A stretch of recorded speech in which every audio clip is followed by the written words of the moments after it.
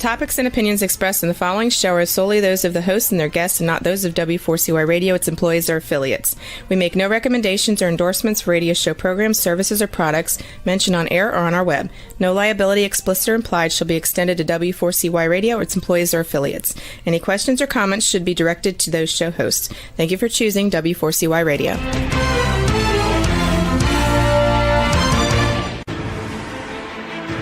What's working on purpose anyway? Each week, we ponder the answer to this question. People ache for meaning and purpose at work, to contribute their talents passionately and know their lives really matter. They crave being part of an organization that inspires them and helps them grow into realizing their highest potential.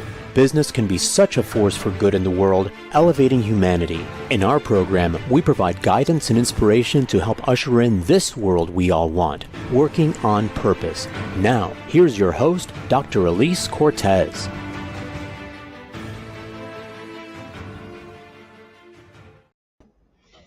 Welcome back to the Working on Purpose program. Thanks for joining in this week. Great to have you. I'm your host, Dr. Alise Cortez, joining you live from Dallas, Texas. If you've not met me yet and you don't know me, I'm a management consultant and organizational logotherapist specializing in meaning and purpose. My team and I help and equip companies to build vibrant, engaged, and high-performing cultures by activating meaning and purpose in them. And we work with forward-reaching organizations to develop inspirational leaders who create workplaces where people actually want to come to work and do their best. You can learn more about us and how we can work together at alisecortez.com. Also, if you like the content of the show, you may be interested in my next book coming out in March of 2023. It's called The Great Revitalization: How Activating Meaning and Purpose Can Radically Enliven Your Business. You can pre-order your copy at bookshop.org or go to Amazon. Now let's get into today's program. With us is Dr. Soren Kaplan, an affiliate at USC's Center for Effective Organizations. He's a serial entrepreneur, having founded 3 Silicon Valley startups, a columnist for Inc. magazine, and former corporate executive. He's the author of Experiential Intelligence, Harness the Power of Experience for Personal and Business Breakthroughs, which we will be talking about today. He joins us today from Bellingham, Washington. Dr. Kaplan, welcome to Working on Purpose. Thank you, Alise. Good to be here. It's really great to have you. As we exchanged messages on LinkedIn, I think you're onto something here, Dr. Kaplan. I really like your work, and I think it's going to be really breakthrough for both the way we evaluate and hire people and develop individuals and teams and leaders. And so I really want to crack into it. You ready? Let's dive in. Okay. Well, let's first, if we can, let's just maybe get our listeners and viewers' attention here by sharing a little bit about just how you grew up. It's really quite extraordinary to get a bird's eye view into what it must have been like for a little guy to navigate that experience. Yeah, I was a little guy. My parents actually were at Harvard University. My mother had grown up in India going to boarding school, and she was meditating with the monks in the Himalayas. My father grew up in New York, but was always kind of seeking purpose. So they met at Harvard, and they were studying philosophy and world religion, and they decided to drop out to find greater purpose. This was in the late 1960s. So as I was 6 months old, we were living with Ram Dass, also known as Richard Alpert. My parents were seekers. We kind of wound up kind of a funny story. They met a guy named Danny, who gave them a book from an Indian guru named Meher Baba. And Danny happened to be Daniel Goleman of experiential or of emotional intelligence. So when I was very young, though, we moved to California. My mother developed a mental illness when I was about 3 years old. And then my father was really kind of focusing in on his spiritual pursuits and had multiple jobs and was rarely home. Between the time I was 6 months old and had kind of become a teenager, about 15 years old, we had moved 16 times. So I by all kind of definitions of the term, I had sort of a traumatic upbringing. Now, the same things, however, as I kind of got in touch with and kind of had to address, a lot of the struggles and traumas that I had in various ways therapeutically, I also got in touch with the fact that those same experiences, like living with ambiguity and managing uncertainty and having to kind of make decisions at the last moment in my childhood, gave me certain gifts, like the ability to run startups and live with ambiguity, change organizational cultures, and kind of hedge bets and pivot new directions. And I realized over time that there's actually gifts that I got from those same experiences that traumatized me. And I also have realized that that's really what experience is. You can have big experiences and little experiences, and they shape you and give you, challenges you might need to overcome, but also gifts. And that's what experiential intelligence is all about.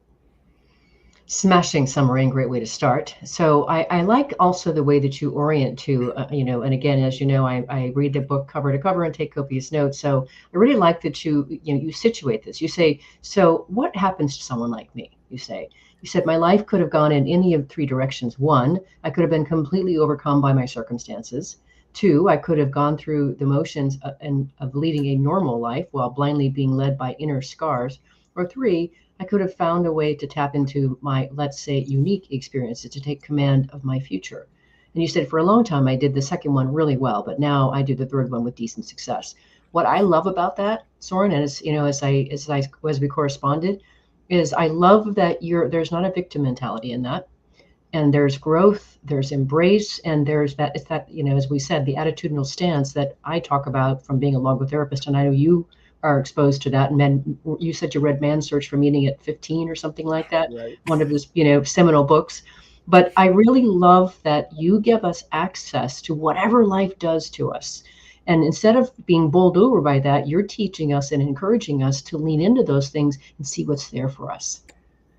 Absolutely. I had my own personal experiences, and all of this is also backed up by research too. I mean, there's a lot of research and work that's been done on this, but the idea that our experiences give us things to overcome, and the flip side of those things that we might need to address and overcome and heal from are also opportunities to look at them as things that instill strengths in us. So like I said in the quote you read, for a long time, I did number two really well. I kind of coped, and I used a lot of the strengths I gained kind of on automatic pilot a bit.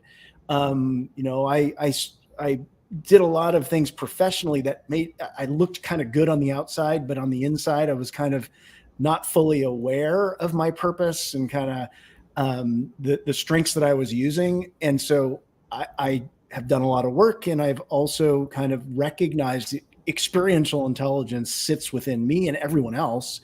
And I was just, I've kind of just gone on a journey to harness it and lean into the strengths and find what makes me unique, so that I can then amplify that and kind of give it to the world through, this book and other things that I do. Yeah. And I guess for me, the reason I found that so intriguing, Soren, is, being somebody who traffics in meaning and purpose, that's my whole jam. Is, what I talk to audiences about and inside companies when I'm working on the culture is that because of just the unique person that you are, the unique path that you have walked, you have a unique lens on the world that only you can see. And through that lens, you can see possibilities and ways of addressing things that need addressing, problems, big, hairy issues in the world that no one else can see. And that's the opportunity. But what I also appreciate about your book, as I said to you, is not only do you teach us that this is a possibility, but then you've got a way to actually action this stuff, which we'll talk more about as we go along. But it's really beautiful how you've opened this path for us. Well, I appreciate that. Experiential intelligence is really about how you think, your mindsets, which are your attitudes and beliefs, your abilities, which are your kind of higher order abilities, like living with uncertainty or ambiguity, or seeing patterns and a lot of data. And then you've got your knowledge and skills. And it's kind of like we all have our unique experiences. And so the question is, how do we tap into what our unique experiences have delivered to us in terms of our mindsets, abilities, and our know-how. And that's really what experience, it's very accessible is kind of what you're getting to. And I've been privileged enough to be able to look at my experiences and understand them in a way that I recognize that we all have experiential intelligences is all of our own unique internal fingerprints. And there's some practical ways in which we can access it. It's not rocket science. Well, and then I also appreciate too that you've really got a system here, and I'm going to read again from your book, as I'm prone to do, because I just can't say the words better than you do. So you say, when we develop awareness of our strengths, lean into our assets. I love that. And move beyond the self-limiting beliefs that hold us back from fully embracing the whole spectrum of what we've gained from our unique experiences, we can tap into and apply a new type of intelligence in our lives, experiential intelligence. And this is the part that's important. The opportunity is to embrace our experiences, decipher them, and then use them to our advantage. I think the decipher part is really, really intriguing, is what most people probably really don't know how to do at all, which is another reason that I like your work so much. Well, thank you. The whole notion that our experiences give us intelligence is kind of maybe new for some people, but maybe not. I mean, when you think about does your, how much of your IQ leads to your success in life? Well, it's actually probably not much. And then you think about emotional intelligence. That is important, understanding your own emotions and how you operate in others. But it's that experience that really is that combination of your mindsets, abilities, and know-how that make you so that you can navigate this, kind of wild world that has a lot of, kind of change in it and requires that you apply what you know in different contexts all the time. Mm-hmm. Well, now let's keep pulling back the onion layers, if you will, and let's give our listeners and viewers an understanding of what you mean by experiential intelligence. You have, 3 or 4 things that comprise experiential intelligence. Would you please tell us what they are? Yeah. So experiential intelligence is, I really look at it as kind of this new lens that makes you unique. And I say you, but we're all just people. And so collections of people in teams and in organizations also have kind of collective experiential intelligence. Mm-hmm. And that's kind of like what culture is created out of, and also your capabilities as a team and an organization. So when you think about what experiential intelligence is, it's really 3 components. I kind of listed them off before, but let's dive in a little bit. So they're your mindsets. So it's how you think. And what are mindsets? They're attitudes and beliefs about yourself, about other people, and about the world in general. And so your attitudes and beliefs can be things that hold you back, or things that propel you forward. And I can give examples of those, but the second one is your abilities. And so abilities are the things that really are your own personal competencies. And it's not about, kind of using, Microsoft Excel. It's really the higher order things that allow you to integrate what you know how to do, kind of that base knowledge and skills, with your overall experiences and your mindset, so that you can do new things. It's kind of that application, those higher order abilities. And then your know-how, which is your knowledge and skills. It's kind of the base kind of nuts and bolts of what you know how to do. But based on what you know how to do, when you tie that into a purposeful mindset that says, I want to be creative and do new things, and you then, connect that to those higher order abilities, that's where you have an opportunity to make a real change. And that applies to individuals and teams and organizations. Mm. And where I got really excited too about this, Soren, is, in my books, I really, especially the ones for leaderships, I talk about go looking for your people, go looking for what's special and unique about them, marvelous about them, and find a way to get them to use that, to bring that. And I think your system really allows people to do that, gives a path for them to do that. And I appreciate that you really also then use the wonderful B word, breakthrough. So you talk about how when we use this stuff, we can transform ourselves, our teams, our organizations, and even our communities. And I think that that's so compelling. There's so much possibility in that. Yeah, why would you want to get in touch with your experiential intelligence? It's really about making change for yourself, developing yourself, growing, as well as looking at what you care about, like you said, your purpose, and why are we here? To help other people. And if that's true, and experiential intelligence happens because we're all part of groups and social systems then, the opportunity is to use one's experiential intelligence to kind of amplify what your strengths are inside to help others. And when you help others, you're usually creating experiences, which then, hopefully are positive. And then that, helps other people grow their own experiential intelligence. It's kind of a nice feedback loop. Mm-hmm. Well, and what I would hope for and what I write about too is I hope that it continues the ongoing elevation process of us all. There's another reason why I wanted to have you on the show. So on that note, let's take our first break. I'm your host, Dr. Alise Cortez. We've been talking with Dr. Soren Kaplan, who is the author of Experiential Intelligence, about his work, where it came from and such. After the break, we're going to get into how he teaches us how to discover experiential intelligence. Stay with us. We'll be right back.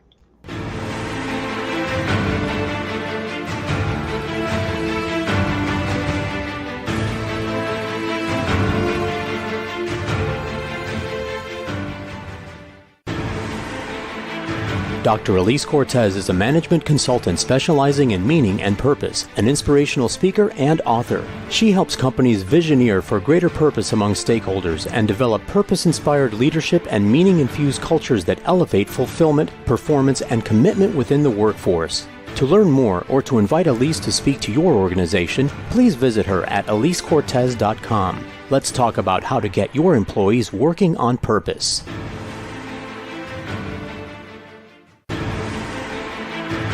This is Working on Purpose with Dr. Alise Cortez. To reach our program today or to open a conversation with Alise, send an email to Alise, A-L-I-S-E, at alisecortez.com.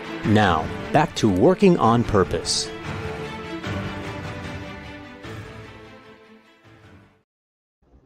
Thanks for staying with us. Before we get back to the program, I'd like to invite you to check out my first book that I put out, Purpose Ignited. I really wrote it for readers to awaken them to their passion and purpose and start them down the path of becoming an inspirational leader. So I hope you'll check that out. I use that as a basis for my leadership program called Vitally Inspired.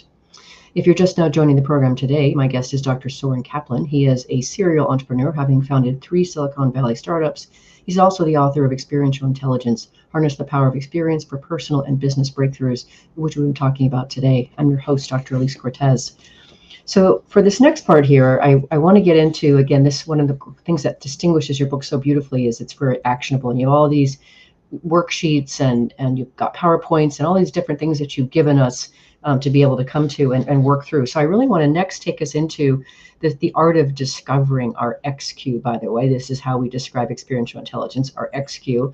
And I love how you say in your book, you say it's often by uncovering your assets that have been lying dormant that real breakthrough can happen. How exciting is that? That you could actually, listeners and viewers, leave this call at the end of this thing and discover something magnificent about yourself that's been lying dormant the whole time. So if we can, Soren, next, I want to talk through what you talk about in your book, in terms of experiences, mindsets, et cetera, so that we can give our listeners and viewers a snapshot into that process for themselves today. So do you walk us through it? Yeah, thank you. So my view is that the big idea of experiential intelligence is only big if it's practical. And I like it. You got to do something with it. I'm going to bring this to life through some pretty simple examples because this stuff is actually pretty simple. The first is just a personal example. I grew up with a lot of challenges, but just some samples. I had one story in my life is that I was with my grandfather one time. He was a fashion designer in New York City. And so we were together, we were shopping for some, I think I was shopping for some flannel shirts, and he pointed out the flannel shirts that were kind of the no-named brands that were pretty inexpensive on the rack. And so I, looked at those, and he kind of was jokingly saying, if the label from over there were on these, we could, they would be charging 5 times as much for the same shirt.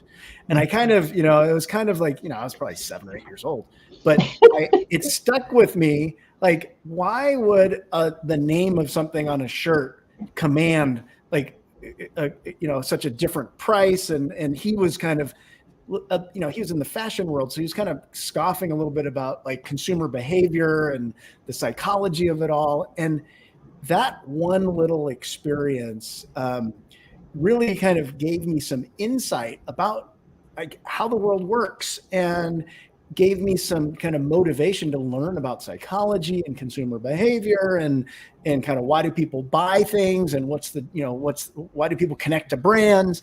And, so that wasn't a traumatic experience at all. It was just kind of this experience I had that really shaped me. So, why am I bringing that up? Because the tools of looking at kind of getting in touch with your experiential intelligence and deciphering it are pretty simple. It's like, what are the experiences that you've had in life? And those can be the things that you remember. And some of them can be challenging and hard and, maybe traumatic possibly, but some of them might be very joyous and, you had a mentor and you learned something, whatever they are. What are the experiences? What did you internalize from those experiences? Okay, what are the beliefs you internalized? And like in my case, in that example, my belief was, wow, people operate very differently based on what they value. They might value a brand and they might pay for something, higher price. The abilities that you have, and then, so you have your experiences, the mindsets that you have, the abilities that you develop based on, kind of that trajectory, and then your know-how, which are your skills. So in that case, my know-how, I spent a lot of time doing market research and doing surveys and kind of understanding consumer behavior, but the abilities are really about, kind of the psychology of consumer behavior, understanding motivations, things like that. So I've got like these, that one experience I can kind of connect to my mindsets, my abilities, and my skill sets. And then I've applied that to, and I did a lot of innovation work in the past, and I've applied that to different things I've done. So, that is just one simple example. But, if you look at another example in my book is like, how do we all learn to ride a bike? I love that, the way you did that. Yes. Like, does it matter how high your IQ is to learn how to ride a bike? No, you need to do it from experience. And so, we have to practice something. We have to fall down. We have to get back up. We kind of learn how to do it over time. Now, when you think about your experiential intelligence in terms of riding a bike, there's the basic kind of knowledge and kind of the know-how, the skills. Like, I know how to brake, I know how to turn. But then there's the mindset of, well, how can I use this bike? I can use this bike to reduce stress, to get exercise, for transportation.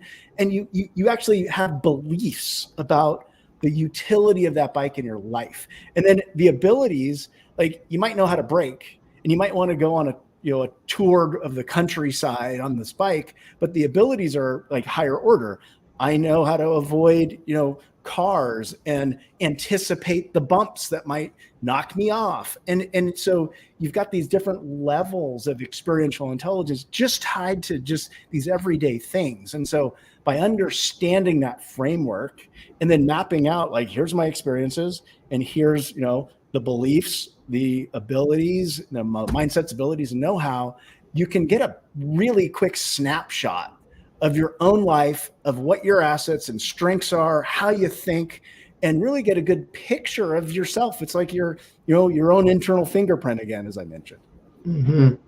Yeah, it's powerful when you start to break this down, and then I think it's also really important too that we talk about and distinguish both the negative and positive kinds of experiences and impacts that we have. I thought the way that you do that in your book is very, very helpful for me, Soren, and that it helps me better delineate these kinds of experiences. So let's talk about the 4 kinds of impacts from experience that you talk about. Yeah, thank you. The topic of trauma is really big today in terms of just being on everybody's radar.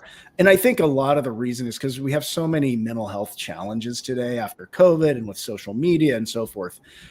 I like to talk about our experiences that we have. Of course, traumas are, can be very painful and people need to heal from them. And it can be, they're not advocating that we look at trauma in a positive light.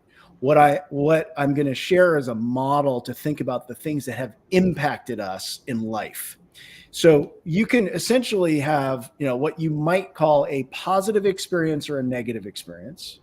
And then you can look at those experiences as really a big impact or a little impact. So then, it's like a 2x2 matrix. So if you look at the big positive impacts, those would be like what I would call like a transformation. Like, in my case, I went to India after college and blew my mind. Like, Yeah. I'm like, this is, we're talking early 1990s. There's not a lot of industrialization that has happened there. Not a lot of big brands are in there from the US and so forth. So it really challenged my notion of what's, kind of culturally real in the United States. I went to India. I really challenged the norms of kind of how I thought about life. I look at that as a big I, big impact, positive transformation. Flip side is the big negative impacts, which I would label as a trauma. So the things that are traumatic can impact us negatively, sure. And there's opportunities to look into them. And there's a term called post-traumatic growth. Right. Richard Tedeschi has, done a lot of work on that basically says if you have a trauma, you can, kind of come through it on the other side. And it really creates a shift in how you see the world, what's important to you, what you value, and your purpose. And so that's a big I, but on the negative side. Although I would say if you look at that in retrospect, sometimes you look at those negative things as maybe giving you gifts that turned into a positive, but it's sort of relative. And then you have the little stuff. So the little positive, I's, positive thing that's little, I call it as an expander. It's a little positive thing that happened. That thing, my example I gave with my grandfather, giving me insight into the consumer behavior, I look at it as a little positive I.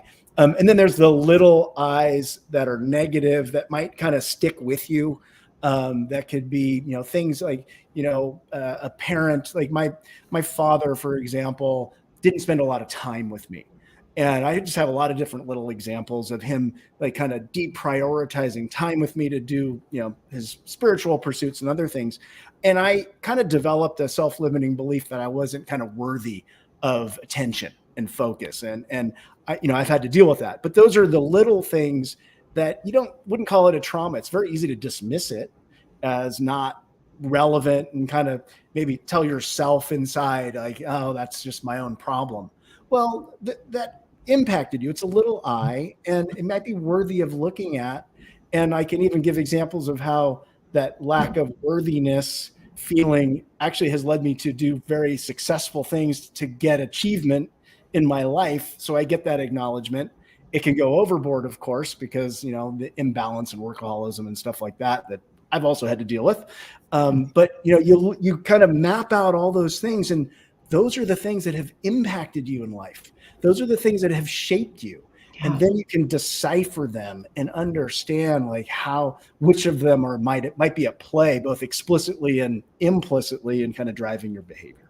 Mm-hmm. So powerful on an individual level already, right? Listeners and viewers, already this is so powerful on an individual level. But wait, there's more. If we actually apply this in teams and organizations, right? I love what you say in your book too. You say when you decipher the impacts of your team and an organization, you're better able to understand your culture, overcome hidden barriers to performance, and leverage strengths that take you and your teammates to the next level. So what I think about too is, wouldn't it be amazing if leaders were to actually query their team members? Hey, I know we just laid off 100 people. So last week we had on two guys who did that. That was 1/3 of their workforce, and they did it back in the day when it was really done ugly.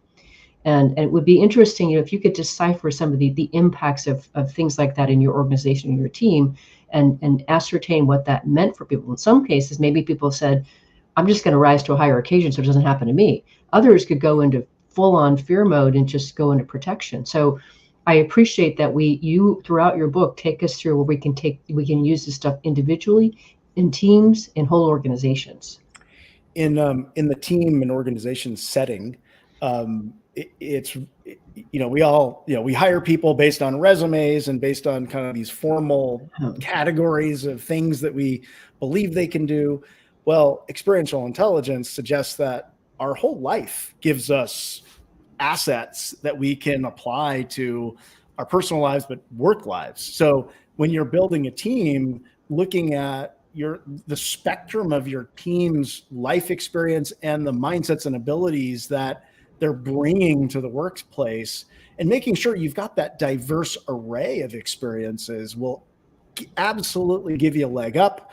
And if you value it and you draw it forth, it creates a culture where people are really playing off of and leveraging each other's strengths in a way that, otherwise might not be possible.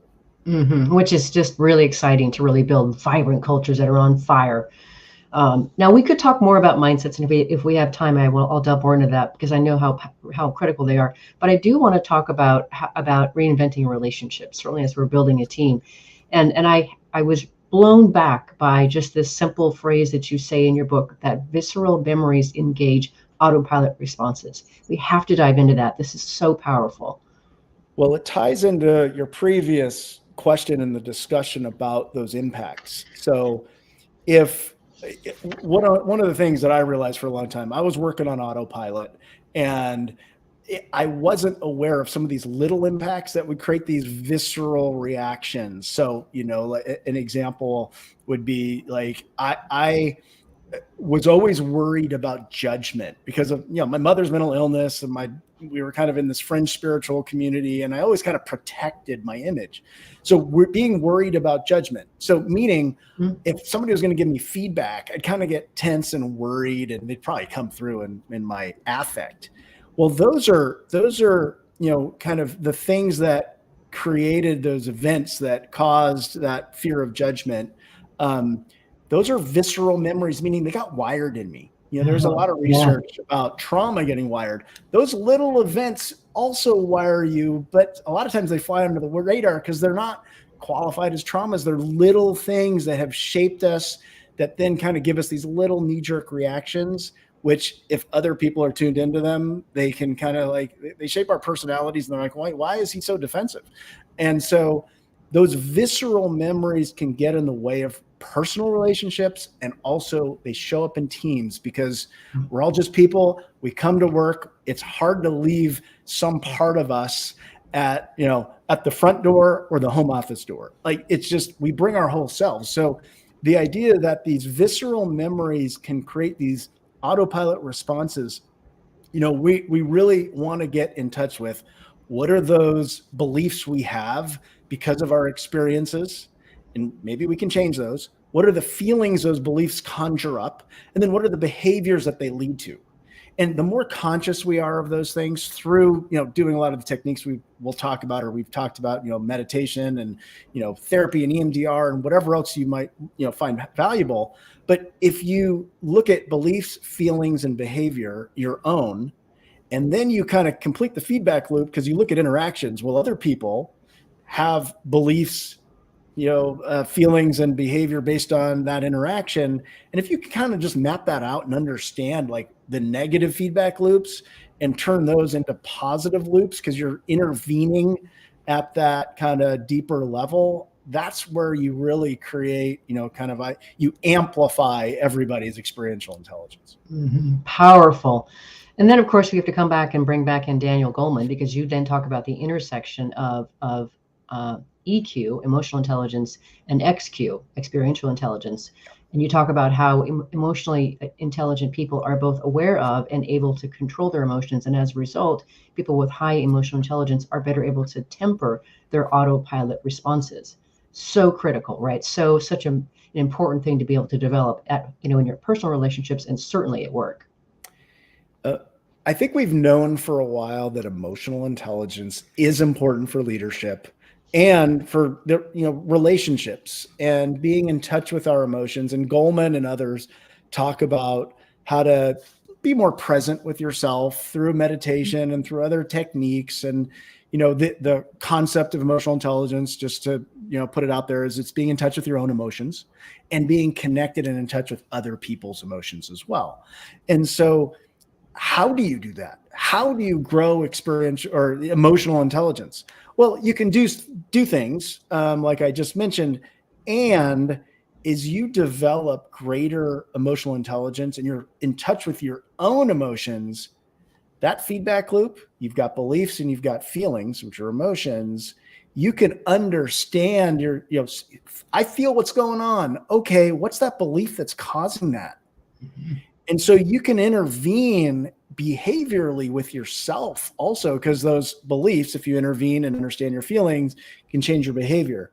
And so experiential intelligence, if you can go back and kind of understand what made you you through all your experiences, it gives you a leg up on developing your own emotional intelligence. And as you develop your emotional intelligence, it gives you a leg up on being able to look at stuff in a way that is a little bit more grounded and maybe not kind of knee-jerk-ish, so to speak, in terms of being able to get in touch with the things that impacted you.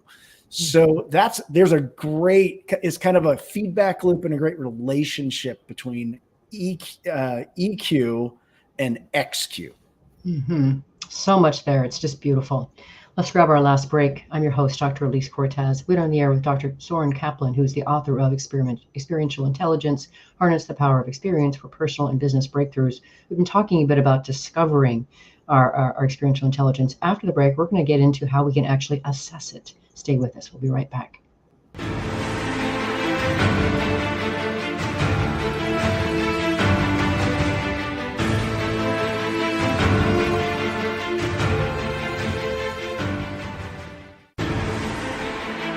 Dr. Alise Cortez is a management consultant specializing in meaning and purpose, an inspirational speaker and author. She helps companies visioneer for greater purpose among stakeholders and develop purpose-inspired leadership and meaning-infused cultures that elevate fulfillment, performance, and commitment within the workforce. To learn more or to invite Alise to speak to your organization, please visit her at alisecortez.com. Let's talk about how to get your employees working on purpose.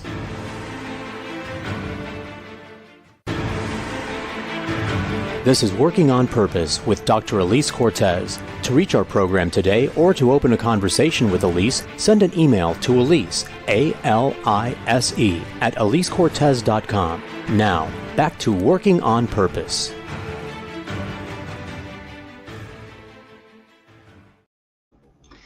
Thanks for staying with us and welcome back to Working on Purpose. One other bit of news that I want to share with you is that the anthology that I curated, it's called Passionately Striving and Why, is also available. It's a collection of 25 stories of women that I recruited from around the world that tell their intimate story of how they discovered their purpose and are now serving from it. So anywhere from Australia to Zambia, we've got it covered. Hope you'll check that out as well. If you're just joining us today, my guest is Dr. Soren Kaplan. He's an affiliate at USC's Center for Effective Organizations. He's also a serial entrepreneur, a columnist for Inc. magazine, and a former corporate executive, basically your underachiever. I'm your host, Dr. Alise Cortez. Sorry, I couldn't resist. It's delightful to know you, Soren. I told you, in our exchanges, when I connect with my guests, you can run from me, but you can't hide. I lived in Seattle. I know where Bellingham is. I can get to you. So, and you called me out on my overachieving, and that is something I've tried to actually work on as well. But thank you for having me. Appreciate it. It's wonderful. So here, if it weren't enough what we've already covered, which is already so actionable and helpful, you take it one step further, which is genius, and you give us a way to actually assess our experiential quotient. So you've actually created an assessment scale, and it's on your website. So listeners and viewers, you can go to Soren's website and access his materials and actually learn your own experiential quotient. It's fantastic. So you've created this assessment. Can you tell us a little bit about it? And I know there are 4 aspects of it, but you do it better than me. I want to give credit to Dr. Lindsay Godwin from Champlain College, who's probably one of the foremost thought leaders and practitioners in positive psychology. She's helped me develop this kind of profiler, I guess you could say. What we are not trying to do with it is to give someone a score like an IQ test. What we are trying to do with it is essentially dimensionalize how an individual or a team understands how the experiential intelligence that they possess and leverages it to achieve their goals. And so really what we look at are 4 dimensions: ability, appreciation, recognizing that you have these inherent abilities. And then the second one is impact awareness. We've talked about impacts. So recognizing that stuff has impacted us individually or even organizationally. If you're in teams and, you're getting impacted by other teams in terms of, challenges and taking risks or stifling your innovation, whatever it is, there's impacts that, we want to be able to understand. Mindset flexibility, which basically means that you have an understanding that what you believe today actually may change based on getting more data or having new experiences. And then the concept of amplification, which basically means as you get in touch with all these other things about yourself and your own experiential intelligence, that kind of recognizing that a way to grow your experiential intelligence is to help others grow their experiential intelligence through that kind of positive interaction. And so you look at those 4 dimensions, and there's questions that tie to kind of how you view things, in the present, how you view things about your past, and how you view the future. It's 12 questions. It's super simple, but it really will give you a sense of kind of where you fit in terms of your own experiential intelligence. We kind of have 3 categories based on your score. Are you a kind of aspiring, are you aspirant in terms of your experiential intelligence? Are you kind of an explorer, kind of middle range, or are you really an amplifier at this point where you can help others grow their own experiential intelligence because you're in touch with yours to a certain degree? So, it's simple, but it will help teams and individuals kind of get a read on where they fit. And then they can use those tools, including like a 360 assessment for teams and various discussion guides and templates to kind of up their game even further and take the assessment again and keep at it. Mm-hmm. It's delightful. There's knowledge is power, right? And so that really brings me to the next piece, is really about the importance of leadership, right? So much of what we talk about on the show is about elevating culture, leadership. And so this notion of, in terms of your own leadership being more effective, if you're deliberate about what you draw upon from your own experience, you can be so much more effective. But first you got to understand, how it forms your mindset and your behaviors and how you respond. So I think it's really important, and I certainly, part of the reason I guess I have to say that I have work is because we all have to keep working at this, right? And we need help usually. So, but I really appreciate how you talk about and distinguish how really getting a handle on this as leaders, your experiential intelligence is so critical. It is critical. And there's a big self-awareness component to experiential intelligence. There's also a component as a leader around, and I talked about amplification, around identifying and understanding those that you're working with and leading, and drawing out the experiential intelligence of those that you're connected to, so that you can achieve your common goals. A lot of it is from a leadership standpoint, that self-awareness, but also really being able to connect dots in your own life so that you can see the experiential intelligence you've developed, connect dots for other people, help them. A lot of it is also about understanding your beliefs and kind of deciphering kind of the unwritten rules that guide you. But like any industry and business models and innovation, innovators challenge unwritten rules. So you apply it to yourself, but then, you can then apply it better to how you compete and how you go to market, because you're continuing to apply those things as you doing for yourself to whatever you're doing out there in the world. So those are just some principles around how to look at kind of that individualized dimension of experiential intelligence, and as a leader, then applying it to the organization as well as the market. Mm-hmm. Right. And then the more leaders are able to better understand their own experiential intelligence, then they are more adept at being able to really call out what's special and unique in their team members. Like, do you know that you actually are your first person that always comes up with the creative ways of going through something impossible? Are you aware that you do that? It's magical, right? Imagine working for a leader like that. Yeah, absolutely. Because leaders, if you kind of imagine kind of that purview that leaders have, leaders are usually managing networks of people, networks of partners, whatever it may be. And a leader's job is to understand the strengths that every node in that network, every individual, every partner brings to the party, so that you can achieve your goals, whatever they may be. And so that leadership with experiential intelligence means you're applying it yourself, but you're really looking at the assets that other people bring that might not be written down, might not be on that resume, it might not be listed in the technology competencies of your partner. They're the things that really make people themselves and kind of give them their own strengths. And it's up to the leader to kind of help decipher that and bring that out and kind of help everyone understand it so everybody can play off of each other, and you build great teams that way as well. Well, let's bring it home then. So if we can here for our listeners and viewers, because what you talk about in your organizational XQ chapter here, you say if you really want to infuse greater XQ into your organization's culture, you can use 4 key strategies. Can we talk about those? I want to leave our listeners with that. So the one thing that makes change are experiences. When we have, you could read a book, but that's why I made my book actually active, so to speak. So you want to create experiences for people. You want to, create, do things that enliven what your purpose is and give people opportunities for learning, et cetera, et cetera. You want to develop people's abilities through those experiences.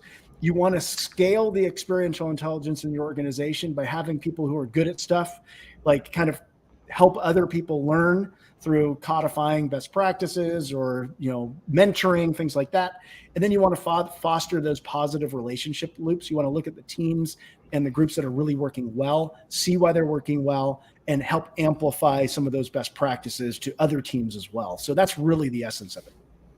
Powerful way to finish the show. So I'm really happy to know you. I was grateful that you taught me what you did through your book, and thrilled to share with my listeners and viewers across the world.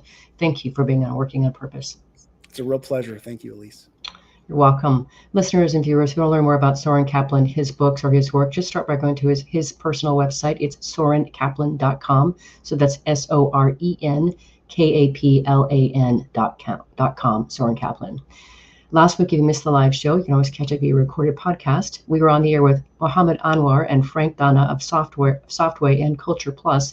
We talked about their book, Love as Business Strategy, and they shared their very intimate story of their own incredible cultural transformation from distrust and disconnection to love, and the powerful business results they obtained as a result.